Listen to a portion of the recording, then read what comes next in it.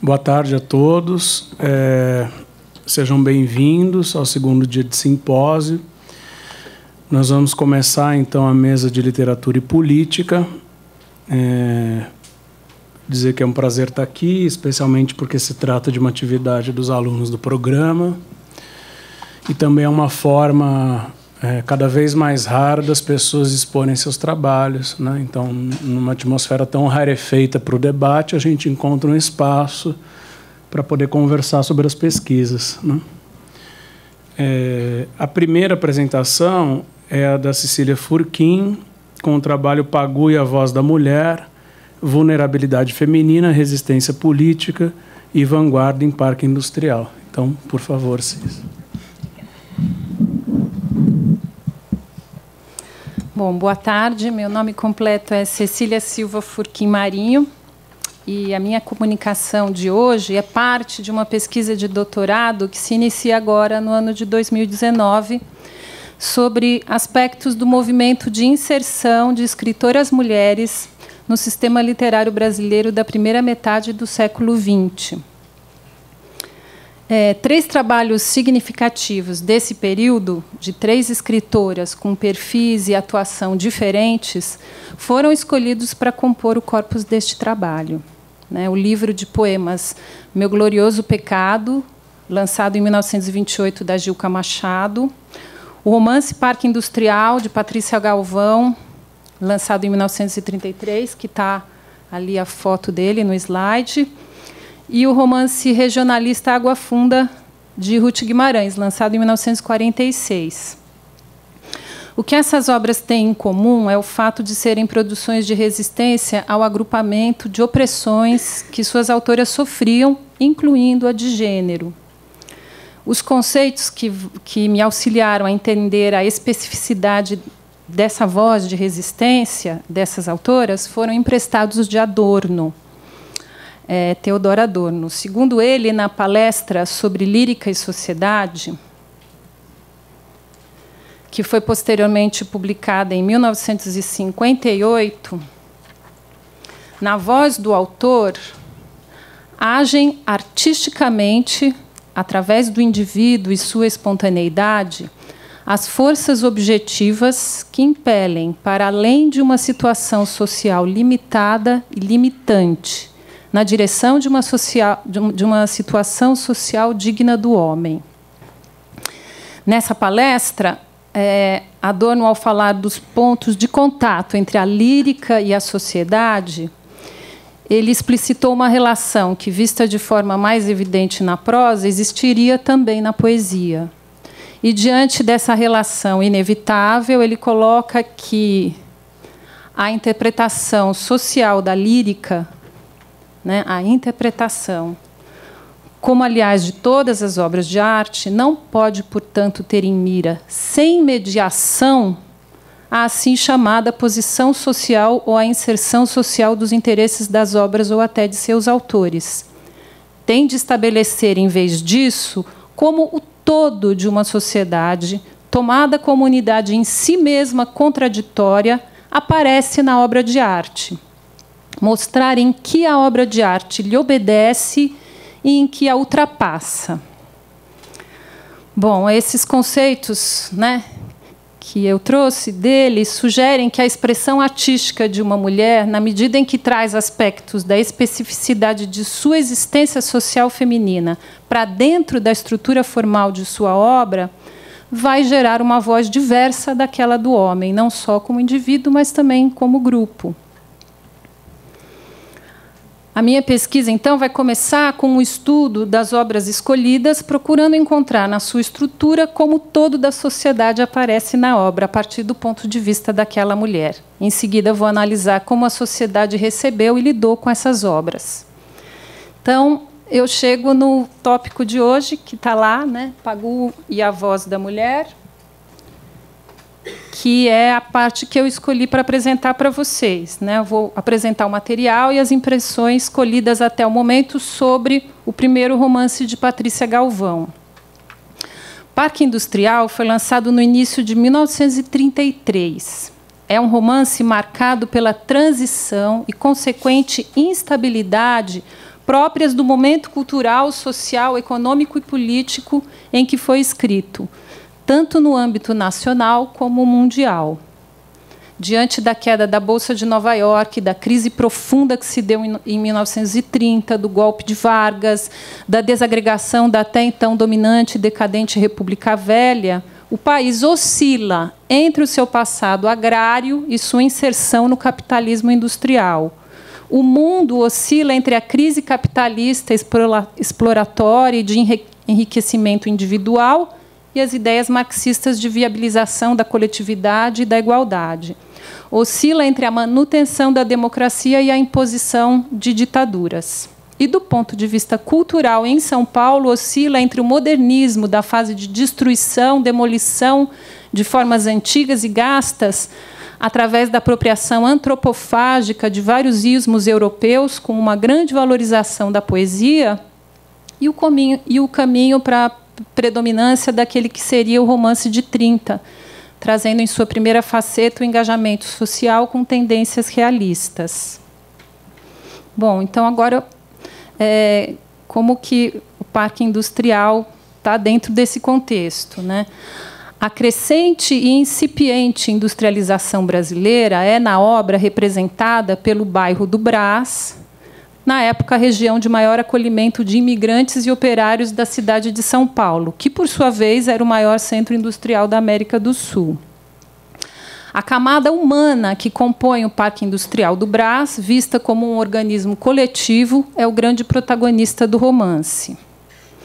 Patrícia Galvão estava plenamente inserida nessa atmosfera de transição.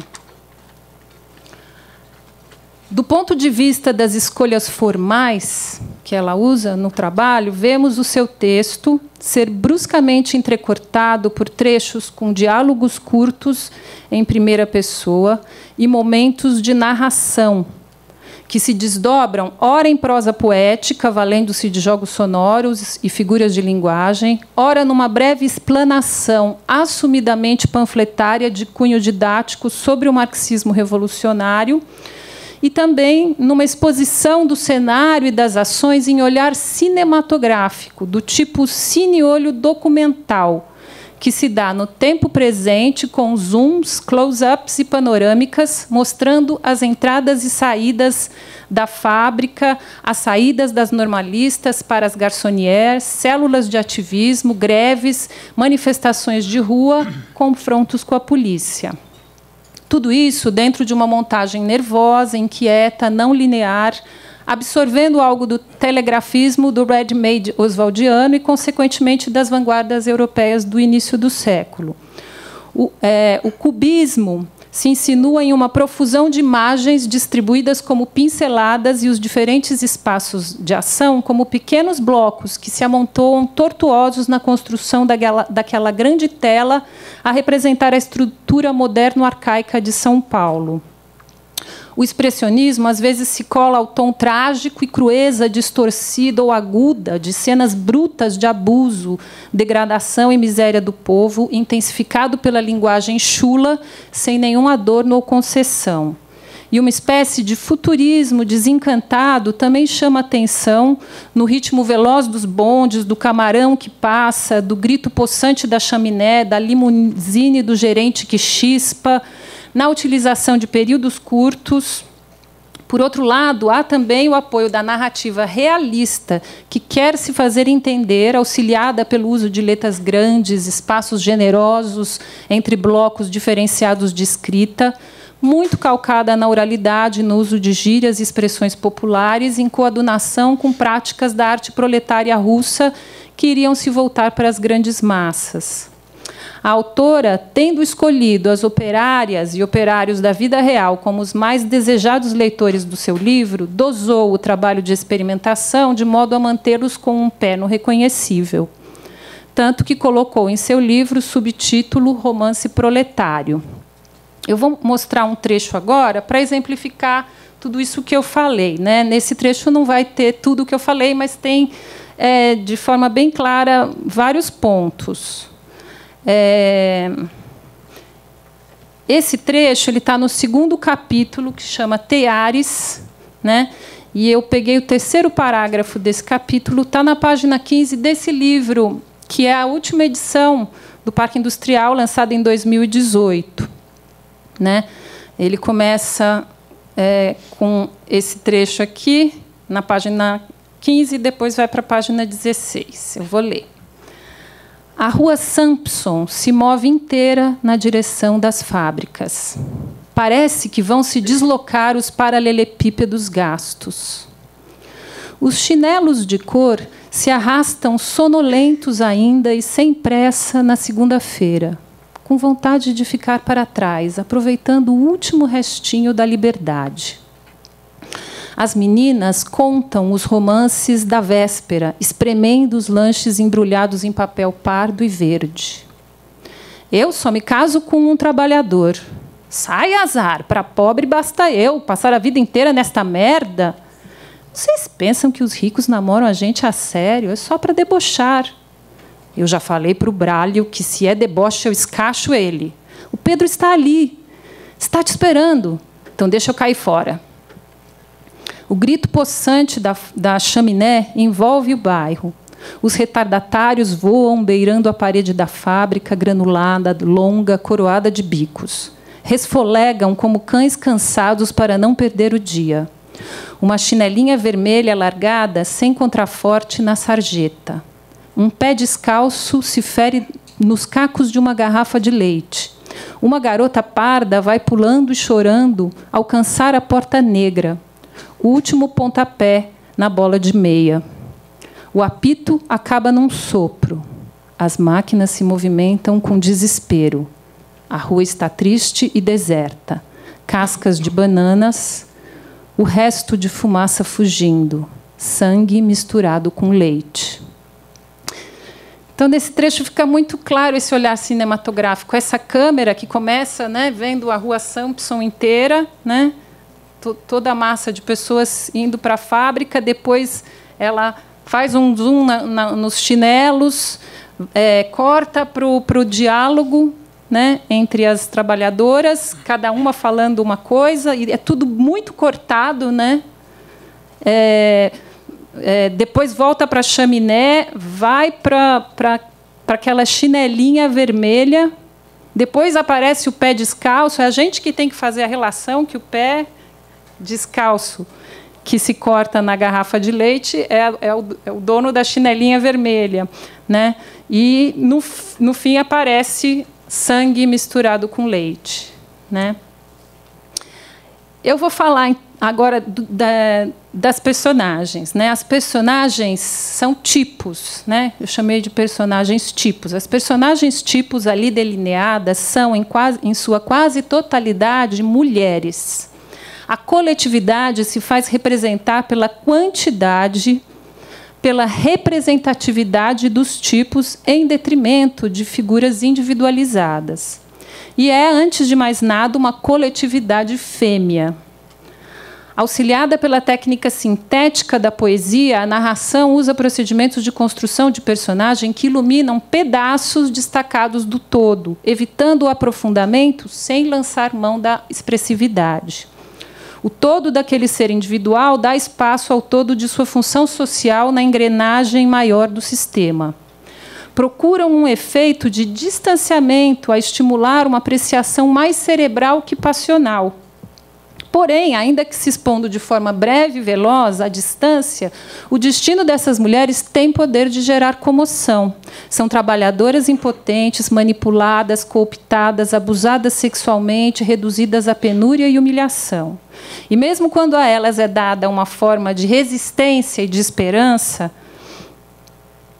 na luta política, acabam presas, torturadas, degradadas, como a personagem Rosinha Lituana, ou sujeitas a um controle intolerante do partido, que converte em ameaça qualquer participação intelectual ou apoio vindo da burguesia, mesmo sem evidências concretas de que esse apoio não seja legítimo.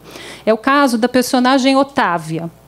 Ela precisa rejeitar duramente o homem que amava pelo fato dele ser um ex-burguês que, após um breve período de conversão e integração ao partido, é denunciado como hesitante e possivelmente traidor, sendo em seguida expulso sem as devidas provas. Esse desfecho não é trabalhado de modo a causar piedade nem aprovação.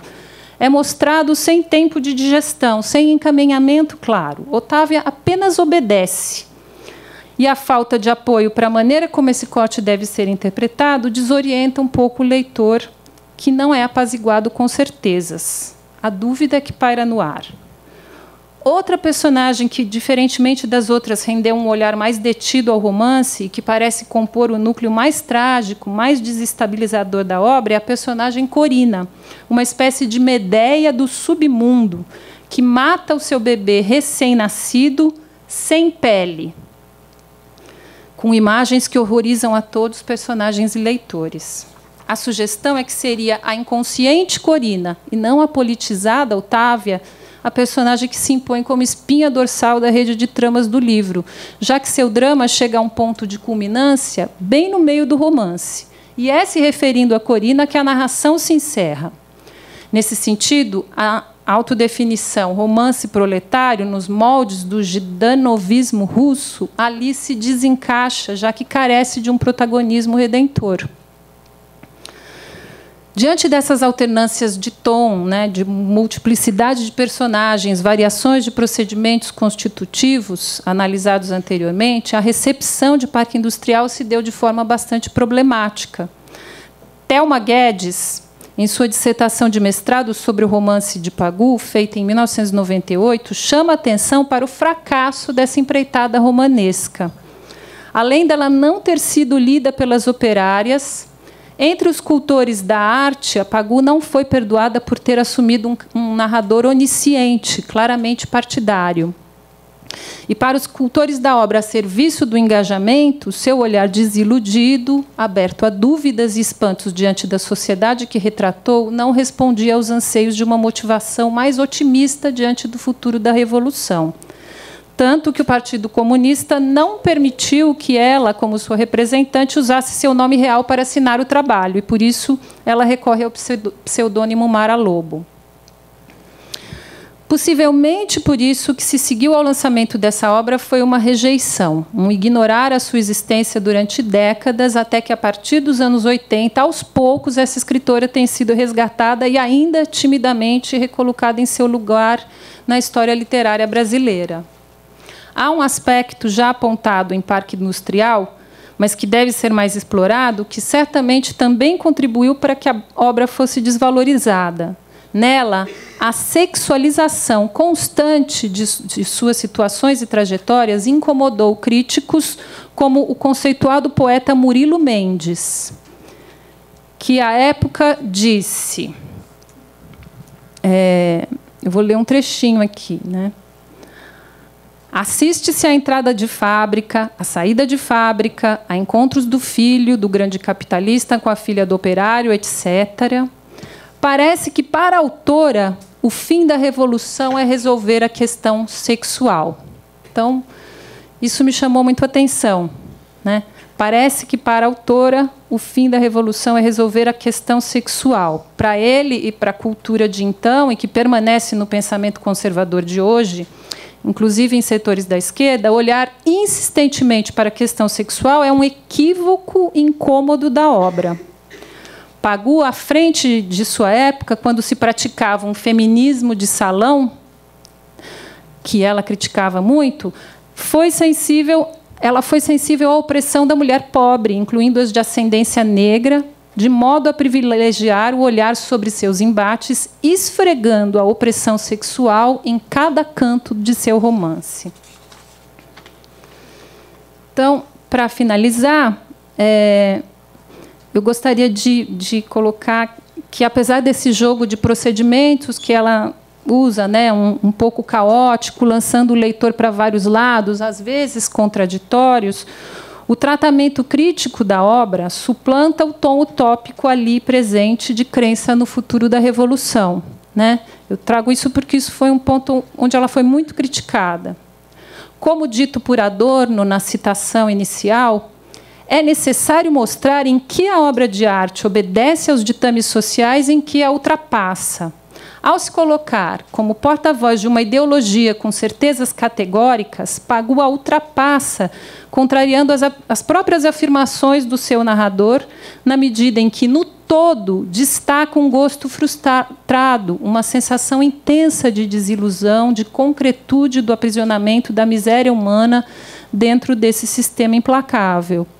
Como leitora de Parque Industrial, não acredito verdadeiramente na saída que se acena aqui e ali para o futuro, né? Ao ler em Parque Industrial, as portas da prisão não parecem reais, apenas imaginárias. É isso. Obrigada.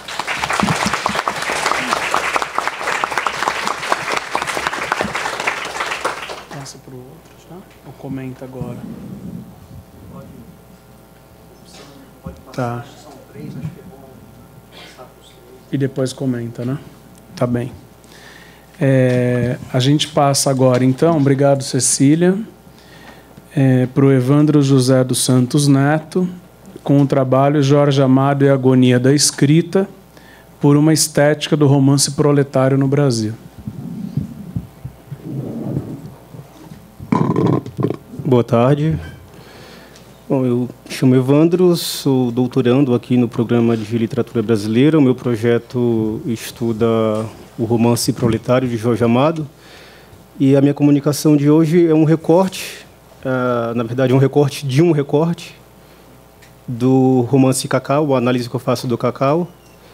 E esse recorte ele procura tratar, na verdade, a questão o conflito que Jorge Amado, pelo menos, ele diz ter da literatura com a realidade. O romance começa com uma nota que ele fala: tentei contar nesse romance com o mínimo de literatura para o máximo de honestidade a vida dos trabalhadores de cacau na fazenda de cacau do sul da Bahia. E o recorte dessa comunicação vai tratar exatamente isso. Antes de chegar nesse ponto, eu vou fazer aqui um panorama do romance proletário, de uma possível estética do romance proletário, que, na verdade, a Cecília já adiantou bastante coisa, né? O romance da Pagu, o Parque Industrial, existe uma comunicação muito grande, porque faz parte de todo esse momento do romance proletário no Brasil, o Parque Industrial da Pagu, os Corumbas de Amando Fontes e Cacau de Jorge Amado. Os 3 romances eles são considerados, né, o início do romance proletário no Brasil.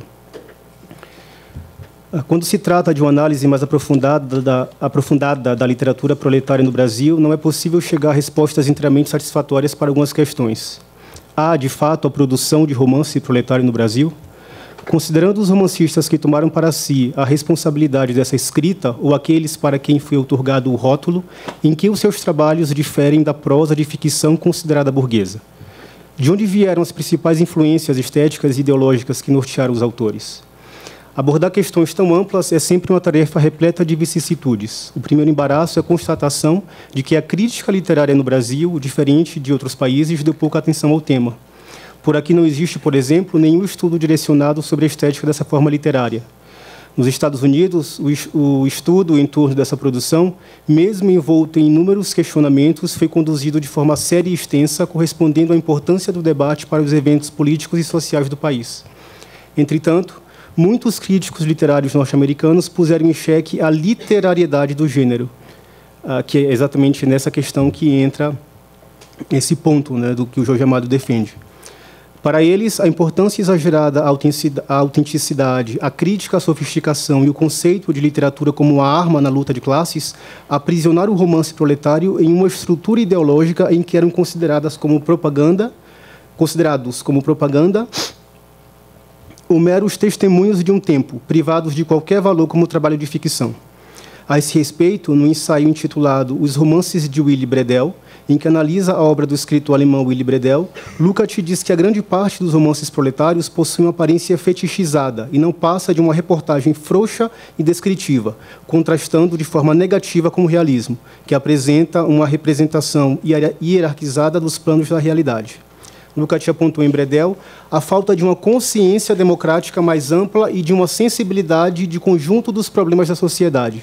A estreiteza de sua perspectiva resultou no que ele chama de naturalismo proletário, uma literatura em que a reportagem substitui a verdadeira figuração.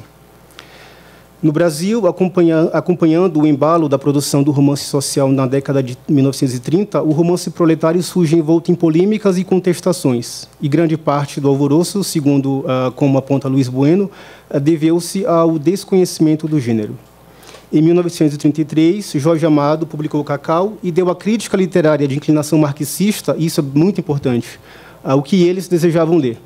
Endossando a teoria de Gorky, que pregava a representação da vida do trabalhador acima de qualquer técnica literária, o romance aborda de forma clara a realidade dos trabalhadores de uma fazenda de cacau sob uma ótica marxista. Os intelectuais de esquerda proclamaram a narrativa como um romance proletário, que preencheu uma lacuna na literatura brasileira, e não foram poucas as profecias de que o livro de Amado faria escola entre os novos autores que surgiriam na cena literária. Buscando inspiração na literatura proletária, bastante em voga na Rússia e nos Estados Unidos, sobretudo em Michael Gold, o escritor baiano colocou na pauta dos círculos literários a discussão em torno da luta de classes, temática relativamente inédita no país. Entre as várias impressões positivas que Cacau causou, a que mais chama a atenção é a crítica feita por Jorge de Lima para a revista Rio Magazine. Jorge de Lima diz: fez romance proletário, sim. Foi quem primeiro fez e com honestidade. E aí entra a questão que a gente estava até falando sobre isso agora, né? Jorge de Lima fala, foi quem primeiro fez, só que o Parque Industrial foi lançado antes de Cacau. E como a própria Pagu coloca, ela faz questão de assumir que o romance é proletário. Ela coloca lá embaixo do rodapé, né, da capa, romance proletário. E Jorge Amado não, ele fala, será esse um romance proletário? Enfim, a gente vai chegar nesse ponto também. Isso fascina os novos, abre um caminho diferente no marasmo literário em que vivemos, e, infelizmente, vai ter tantos imitadores, até de seus palavrões, que, em breve, livro proletário vai enjoar tanto quanto livros de guerra e poemas de brasilidade. A posição de Lima revela mais a vontade de que o romance fosse, de fato, considerado proletário do que a real consciência do que seria tal literatura. Isso se deve à polarização política e ideológica e à atmosfera revolucionária que não havia se dissipado mesmo após a Revolução de 30, eu falo. Embora o romance proletário tenha encontrado problemas de aceitação e mesmo de composição nos Estados Unidos, podemos dizer que lá, quando houve a propagação do romance social no mundo inteiro, essa forma de ficção encontrou melhores condições para se desenvolver do que aqui. O Brasil, do começo da década de 30, era um país que contava com um tímido empresariado industrial que ainda estava iniciando a transição para o cenário urbano. Sob essas condições, também a mentalidade proletária estava em processo de formação. Não obstante alguns críticos da época terem cristalizado Cacau como um indiscutível exemplo de romance proletário, anos mais tarde, em 1990. Jorge Amado viria a confessar para Alice Haillard, que é uma crítica francesa. Fazer um romance proletário era, evidentemente, pura pretensão da minha parte. A consciência proletária ainda estava em formação, no país que apenas começava a se industrializar, e onde não existia propriamente uma classe operária. O que havia era o trabalhador manual, e, nesse ponto, a descrição da vida dos trabalhadores rurais é o que torna Cacau muito real. Embora seja absolutamente idealista do ponto de vista ideológico, a tentativa de aproximação entre os intelectuais e o proletariado ao qual corresponde o herói do livro. Considerando o cenário político, econômico e social brasileiro, Cacau pode ser lido, de fato, como um romance idealista, por uma série de fatores. Entre eles, pode-se destacar o fato de que os problemas do proletariado, que o autor procurou representar, não estavam completamente delineados. O tema da narrativa, a conversão do jovem assalariado rural à militância revolucionária, revela o lugar da conscientização incipiente, pois a realidade experimentada pelas personagens gira em torno de uma engrenagem que reifica e aliena todas as esferas sociais, inclusive a do capitalista explorador. A propaganda toma por essa razão, faz mais sentido se falar em projeto ideológico do que propaganda política.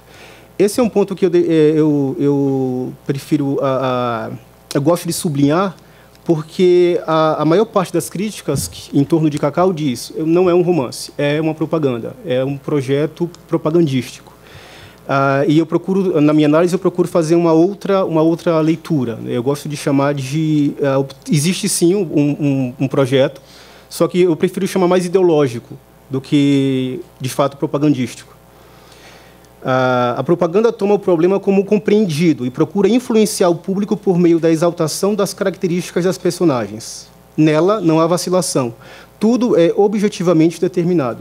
O programa ideológico, por sua vez, opera com possibilidades e dúvidas e aponta para outra contradição, presente e futuro.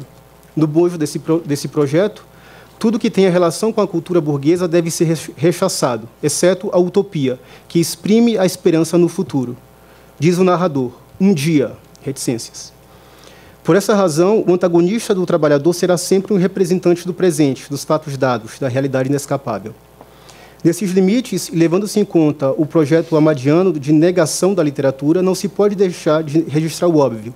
Proletário ou não, o Romance de Amado é considerado uma obra literária e, portanto, está sujeito às regras que dizem respeito à natureza da literatura. É a partir da nota provocação que abre o livro que é possível verificar a primeira grande contradição que permeará esse projeto: literatura versus realidade. Nas palavras do autor, que precedem o texto, lemos: tentei contar neste livro, com o mínimo de literatura para o máximo de honestidade, a vida dos trabalhadores das fazendas de cacau do sul da Bahia. Será esse um romance proletário? Por honestidade, entende-se a decisão de Amado em fazer literatura que se opunha ao romance burguês. Esse é um ponto interessante também, porque quando Os Corumbas foi lançado, o Jorge Amado criticou o romance, embora ele fosse amigo do Amando Fontes, ele falou que não era romance proletário, que era um romance burguês, porque toda a história central, a espinha dorsal do romance, está baseada em dramas familiares, que são os dramas das meninas, das filhas corumbas, e não no drama do trabalhador. O Pedro Corumba, que é um dos filhos, né, do casal Corumba, que seria o trabalhador que se envolve, que existe o processo de conversão para a luta revolucionária, a história dele fica totalmente à parte. Ele é um personagem absolutamente secundário. Por isso ele fala que o romance ele não era proletário, e sim era um romance burguês. Em Cacau temos diálogos que são ajustados à realidade de cada personagem, considerando as suas limitações intelectuais e educação rudimentar, o que confere à caracterização certa legitimidade. Esse ponto também escandalizou, digamos assim, a crítica mais conservadora, por conta dos palavrões, da linguagem relativamente simples que as personagens têm no romance. O estado de semiconsciência em que vivem as prostitutas e a maioria dos trabalhadores também são pontos que merecem destaque, além da perspectiva naturalista no tratamento dado à relação do espaço geográfico e a massa humana que o ocupa. Tudo isso confere a Cacau certa espontaneidade, que faz parte de um projeto cujo dinamismo pretende aproximar a representação da vida real. Entretanto, o livro permanece sendo uma criação. Eu acho importante mencionar isso aqui e sublinhar isso aqui, porque acaba desmontando meio que essa afirmação inicial dele, que era uma grande provocação, na verdade. Ele sabia que estava fazendo literatura. O livro permanece sendo uma criação, uma ficção que rompe com a natureza da realidade existencial e faz com que os fatos, os acontecimentos e as personagens surjam transformadas no nível do discurso. A realidade de Sergipano, que é o protagonista, e dos outros trabalhadores que compõem o quadro do qual depende a narrativa, não existe fora do discurso. O mínimo de literatura para o máximo de honestidade gera controvérsia porque o que é contado, isto é, a realidade social presente no texto, é ficcional. É uma realidade que não tem compromisso com a veracidade do que é narrado. A responsabilidade seria com a verossimilhança, com o que pode acontecer na organização da obra. No fazer de uma obra literária, o escritor traduz de forma consciente o que circula no tecido social. Em Cacau, a situação dos trabalhadores é o mote que revela o quanto o Jorge Amado está inserido no seu contexto social, o quanto está envolvido com a realidade que busca representar. Entretanto, essa realidade não é a realidade objetiva, é a representação de uma sociedade que passa pelo filtro da subjetividade do narrador. Ainda que o romance tenha uma perspectiva combativa contra a exploração capitalista, o seu tema se ocupa com a denúncia de um sistema econômico e dos reflexos que esse sistema opera na sociedade. O máximo de realidade de que fala Amado é, então, uma crítica com o juízo de valor de perspectiva marxista, cujos lastros possuem critérios ideológicos e éticos alheios à literatura. Não se trata da vida dos trabalhadores das fazendas de cacau do sul da Bahia. Trata-se de um recorte ficcional, portanto literário, feito por um escritor com base em suas motivações sociais e políticas. Nessa perspectiva, o fato de os eventos serem narrados do ponto de vista do trabalhador e não do ponto de vista histórico-sociológico impede que o drama da exploração seja integrado a um panorama humano mais amplo, uma vez que se encontra isolado por uma posição unilateral.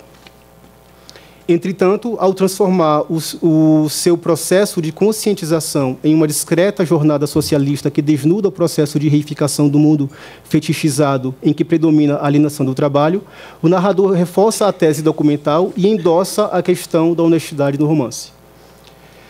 À medida que a narrativa avança, se percebe a tensão estética que surgiu na nota de apresentação e que permeará o projeto literário amadiano nos 3 romances seguintes da Cacau, que seria a Suor, Jubiabá e Capitães da Areia. A criação de obras que se apresentam como documentos históricos, mas são tributárias do processo ficcional da literatura, o que seguramente gera problemas na composição.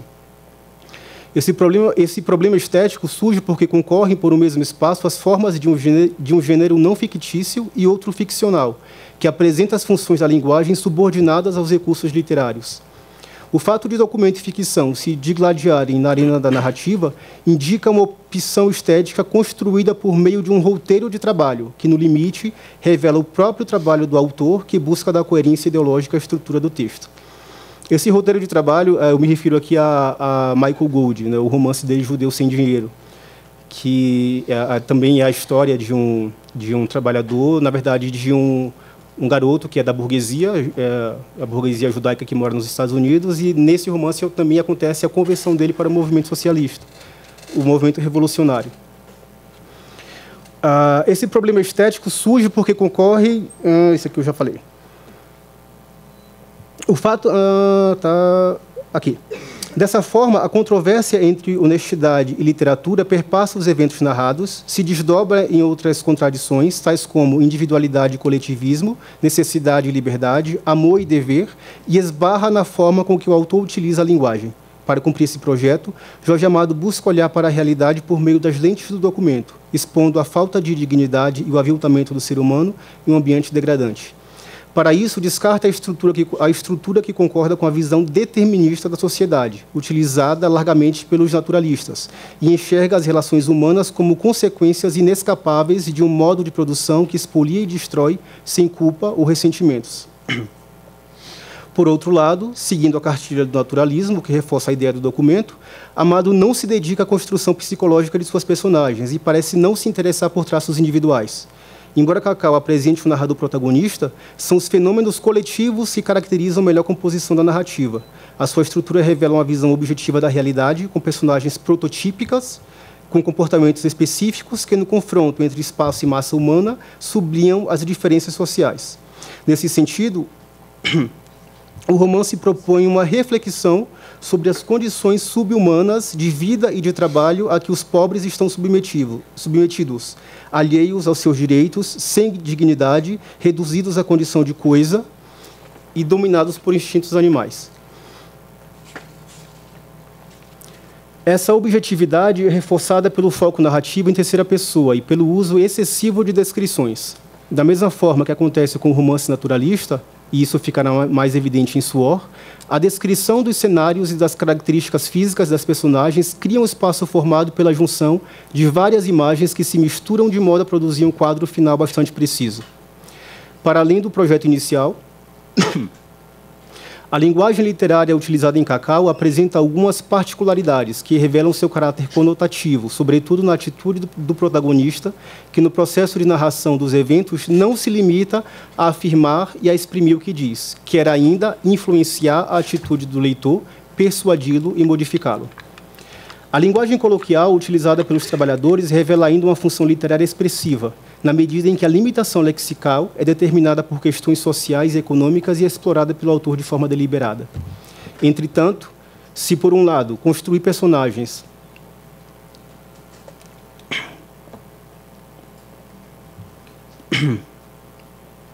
que utilizam a linguagem coloquial confere certa legitimidade experimental ao romance, por outro, isso não sustenta a tese da realidade, porque, como já foi dito, a referência da obra será sempre a relação com o mundo da ficção e da imaginação. A realidade das personagens de Cacau existe apenas no mundo literário e dele depende para fazer sentido. Ainda que a exploração do trabalhador seja uma verdade encontrada no mundo objetivo, os eventos narrados por Sergipano não devem ser tomados como verdade universal. Por essa razão, não obstante a intenção do autor, Cacau não deve ser lido como um testemunho da vida dos trabalhadores nas fazendas de cacau do sul da Bahia. pois isso, além de anular as funções da linguagem, que, por sua vez, estão subordinadas à função estética exercida pela literatura, reduziria o próprio alcance da obra. Para que a situação de exploração e desigualdade se torne universal, como de fato é interessante que esse evento seja tratado no âmbito da representação e não como um fato particular datado. Dessa forma, é importante observar ainda que, embora esteja inserido em um projeto de construção de uma literatura que se diz proletária, o processo de composição de Cacau está sujeito a algumas convenções estéticas do romance burguês e obedece a certos padrões, tais como o tipo de caracterização das personagens, formas de conduzir o diálogo, esquematização da estrutura narrativa.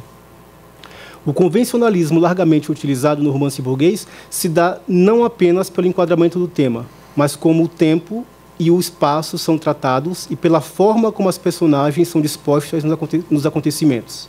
E isso a linguagem coloquial por si só não consegue anular.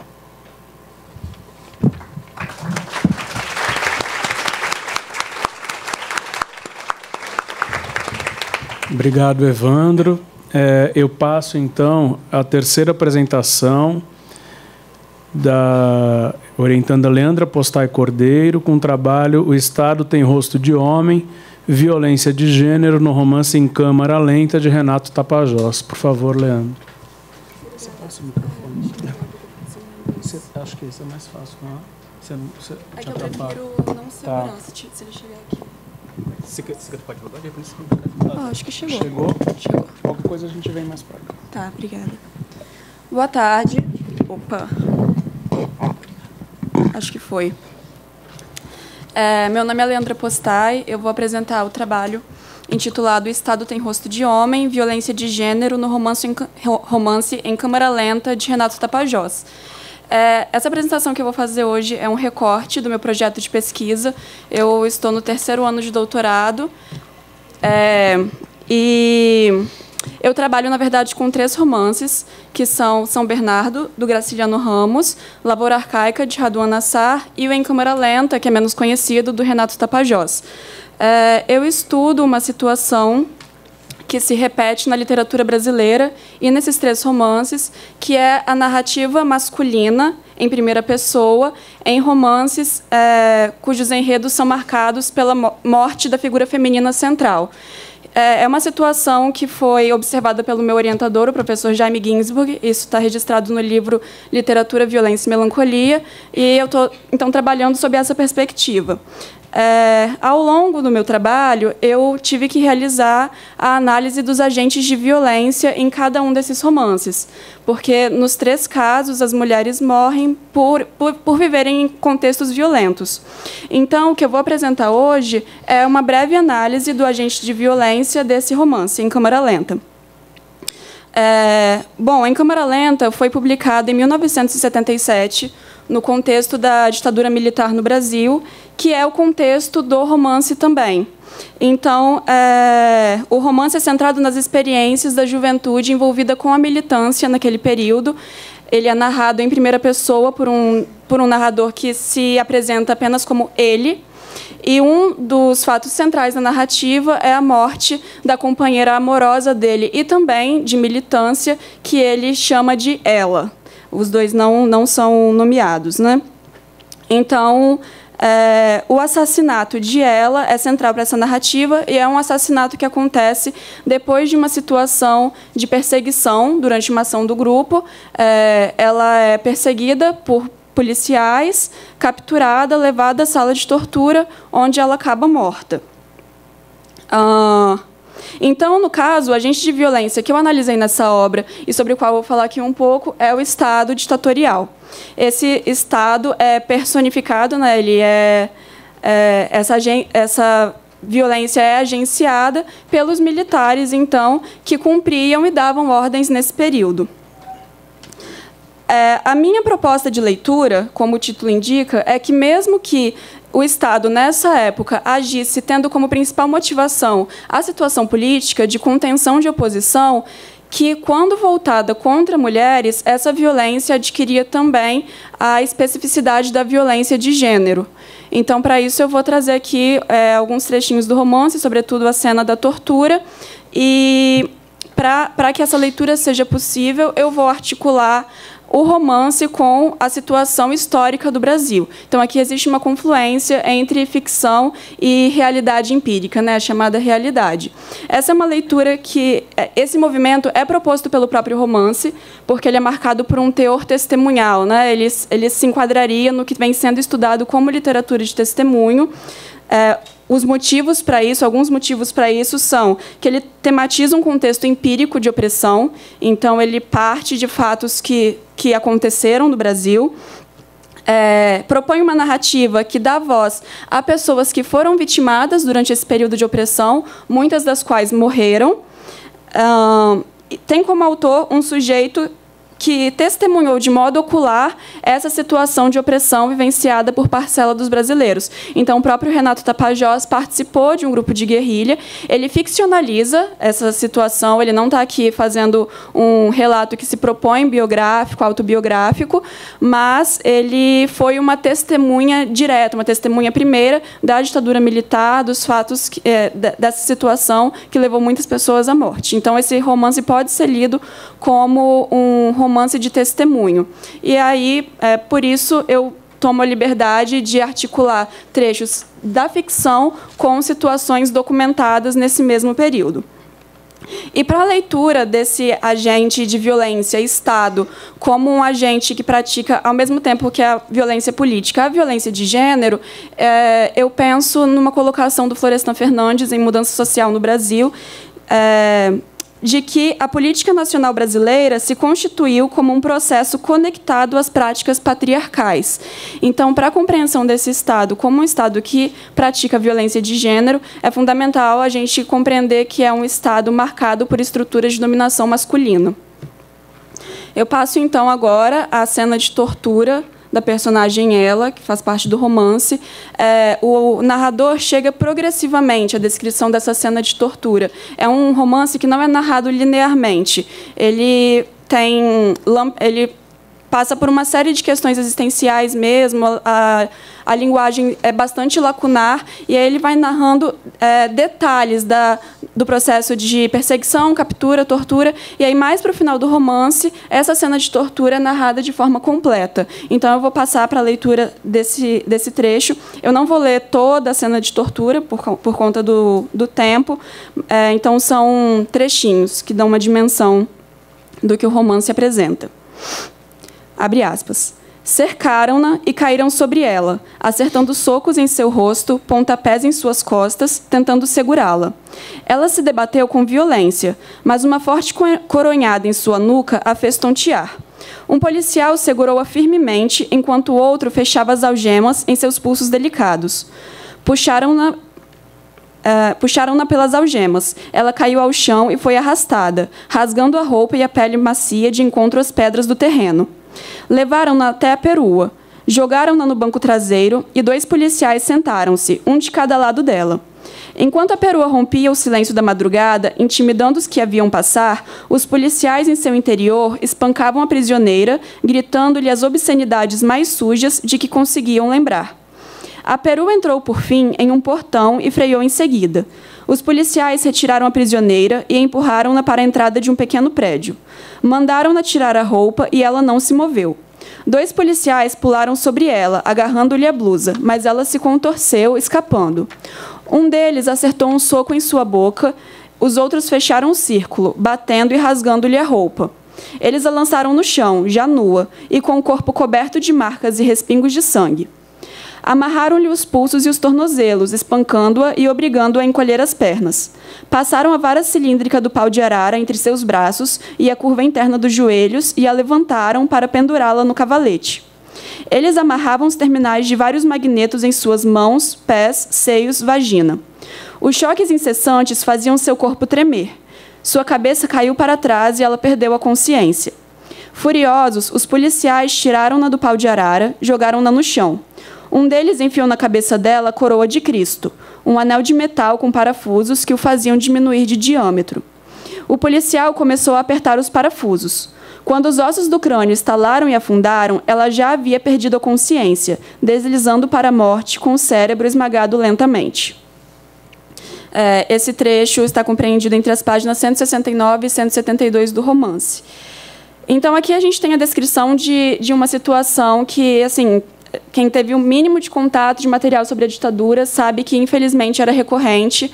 A tortura, apesar de não ser assumida pelos militares na época, né, como uma prática recorrente, como não é até hoje, apesar de toda a documentação, era naturalizada. Ela ocorria sempre, ela não era uma prática excepcional, praticada por militares especialmente cruéis, agindo a despeito de ordens oficiais. Existia uma disciplina que ensinava a tortura na escola do Exército. Existia uma medalha, que era chamada de Medalha do Pacificador, que era concedida a torturadores com um desempenho exemplar. Então, na época, a tortura era institucionalizada. Esse trecho aqui, narrado no romance de forma ficcionalizada, se assemelha, então, a uma situação vivida por muitos brasileiros que militaram contra a ditadura naquela época. Então, a esse respeito, no dossiê Brasil Nunca Mais, nós lemos o seguinte, abre aspas, o sistema repressivo não fez distinção entre homens e mulheres. O que variou foi a forma de tortura. Além das naturais diferenças sexuais da mulher, uma eventual gravidez a torna especialmente vulnerável. Por serem do sexo masculino, os torturadores fizeram da sexualidade feminina objeto especial de suas taras. Fecha aspas. Então, assim, quando esse dossiê traz que não existia, na prática da tortura, uma distinção entre homens e mulheres, o que se diz é que tanto mulheres quanto homens eram torturados, no caso, né, de se apresentarem como inimigos da ditadura, eram levados para os porões para que se tentasse extrair informações deles e muitos chegavam à morte, né? Tanto homens quanto mulheres. Mas o mesmo trecho diz que não fazia distinção, né, a ditadura entre homens e mulheres, mas existiam diferenças sexuais entre homens e mulheres, e isso entrava como componente da tortura, né? Mulheres podiam estar grávidas, e essa gravidez também recebia um tratamento diferenciado na tortura. Diferenciado assim, era usado como componente da tortura, né? Então, se mulheres, por serem frequentemente vítimas de violação sexual por homens, e sendo os militares majoritariamente do sexo masculino, e se mulheres podiam estar grávidas, podiam sofrer abortos, então a minha proposta de leitura é de que havia, sim, distinção entre homens e mulheres durante a ditadura militar e diante de um Estado que violentava, né? Essa é a minha proposta de leitura, é uma contraproposta, então, em relação a essa proposição do dossiê Brasil Nunca Mais. No trecho que eu li, da tortura de Ela, no romance, essa especificidade pode ser percebida, sobretudo nos trechos, espancavam a prisioneira, gritando-lhe as obscenidades mais sujas de que conseguiam lembrar. 2 policiais mandaram-na tirar a roupa. Depois, pularam sobre ela, agarrando-lhe a blusa. Os outros fecharam um círculo, batendo e rasgando-lhe a roupa. Eles a lançaram no chão, já nua. E depois, né, amarraram os magnetos em suas mãos, pés, seios, vaginas. Aqui eu não vou explorar isso mais profundamente, mas esses trechos já indicam que existia uma especificidade de gênero nesses atos, né? É claro que um grupo de homens armados, violentos, numerosos, gritando as obscenidades mais sujas para uma mulher ali em cativeiro, não é a mesma coisa do que estarem gritando para um homem. Então, em relação à constituição do militarismo como essencialmente masculino, nós temos um trabalho de Mariana Joffre intitulado A Diferença na Igualdade, Gênero e Repressão Política nas Ditaduras Militares do Brasil e da Argentina, que diz que ela propõe nesse trabalho que, durante a ditadura militar, aconteceu uma espécie de virilização das mulheres militantes.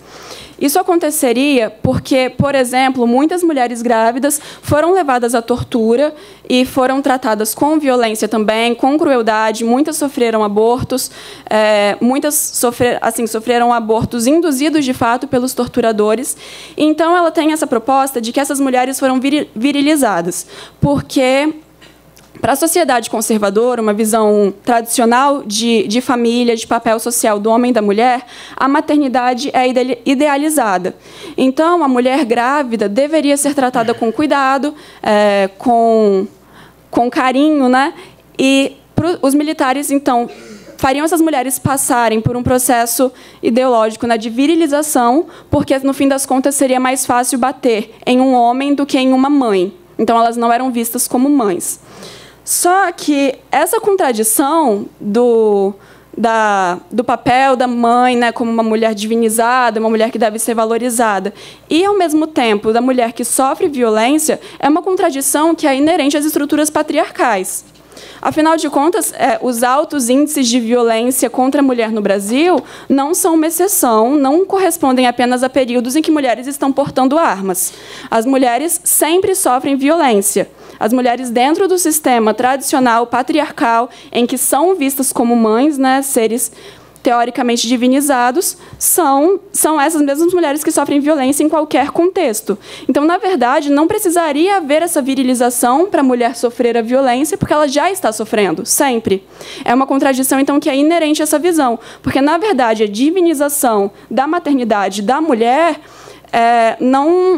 não faz com que essa mulher seja tratada de uma maneira especial, de uma maneira assim, como se ela fosse digna de mais respeito. Na verdade, faz parte de ver a mulher como um ser vulnerável, que então pode, na verdade, ser violentada com muito mais facilidade, sem resistência.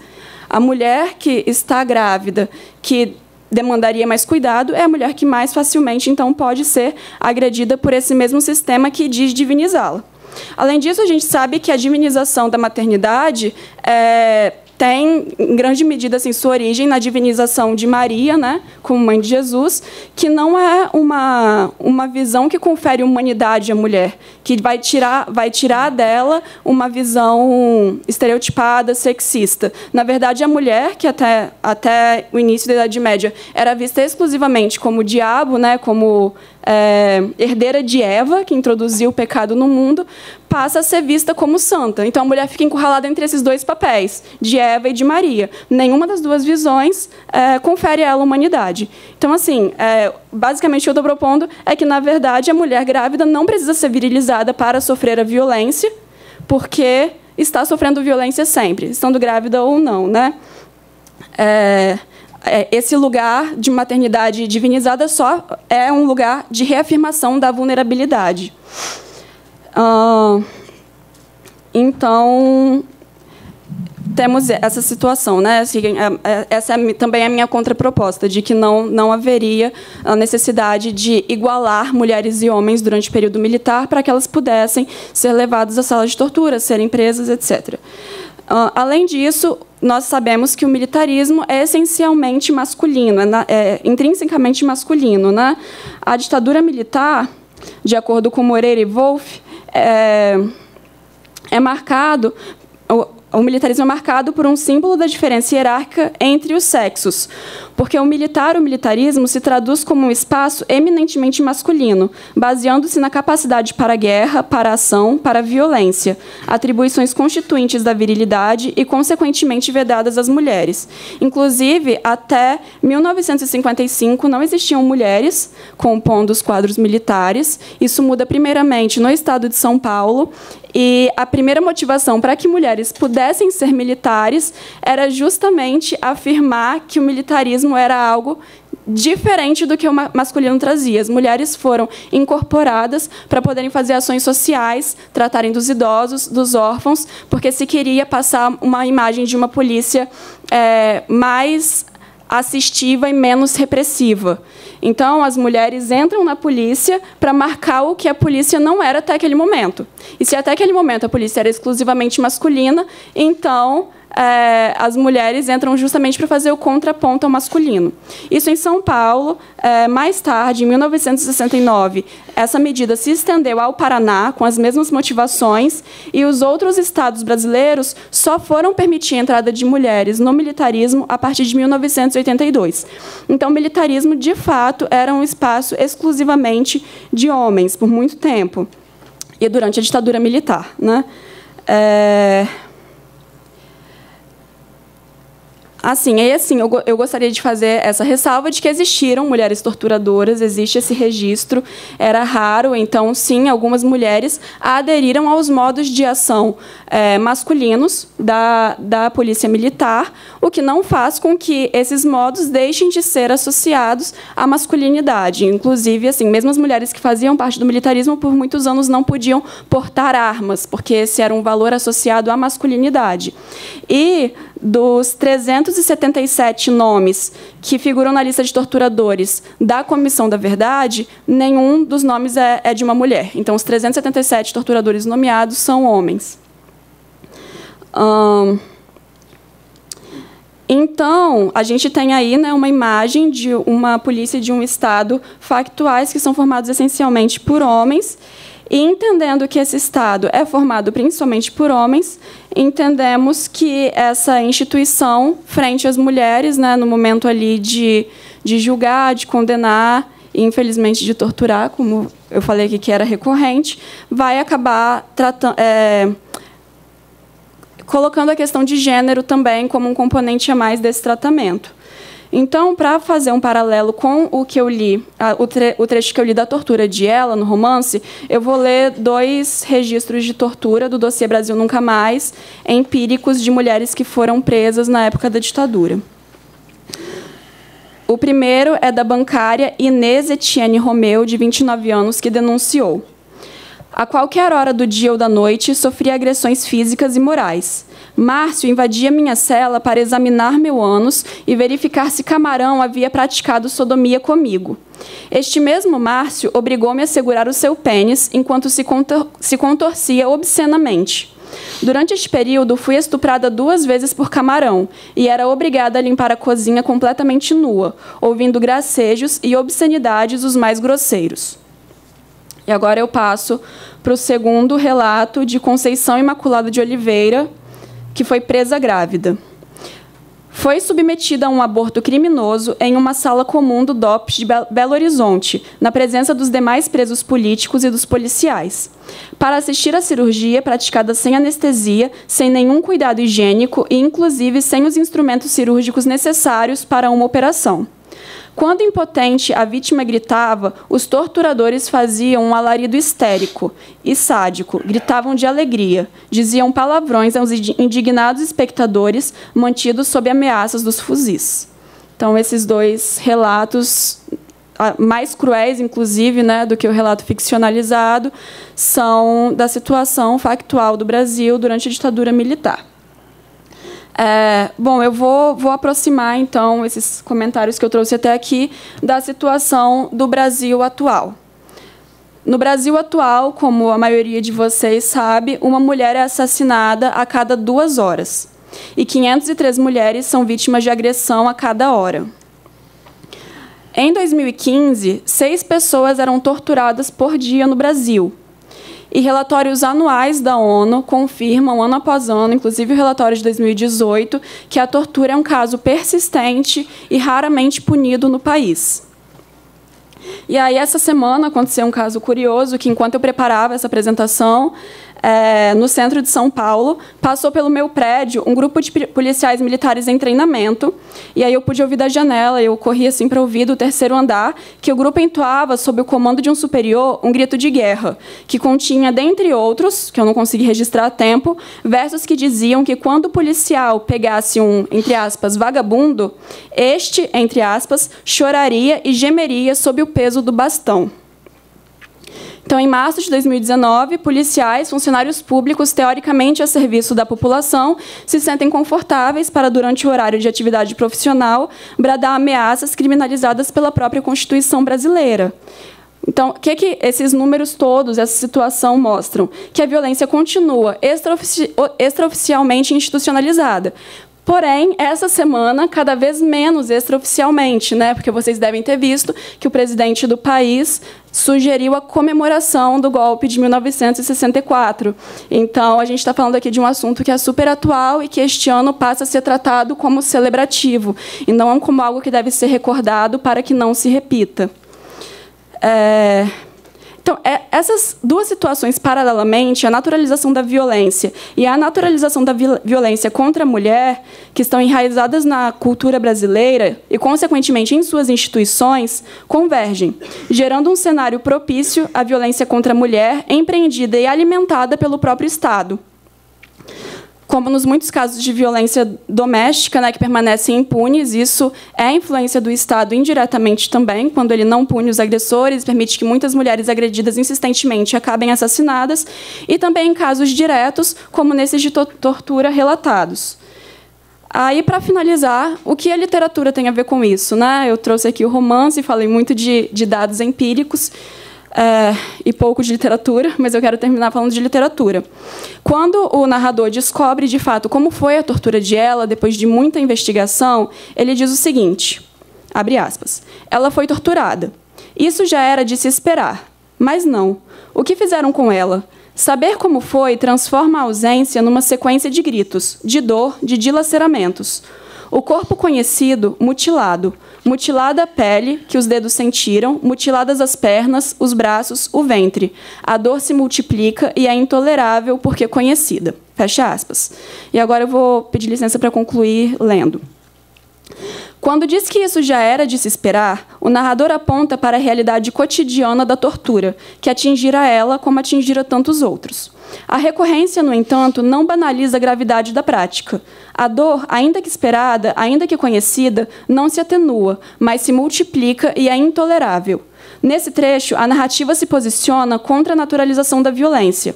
Naturalização potencializada, até hoje, ou sobretudo hoje, pela grande mídia, que reduz casos de agressão, homicídio e feminicídio a estatísticas, que povoam os jornais impressos, televisivos, virtuais. Em telas por toda parte, bares, salões de beleza, a sala de casa, a violência é repetida incansavelmente, mecanicamente, em bocas de jornalistas impessoais, a violência é emitida como música ambiente.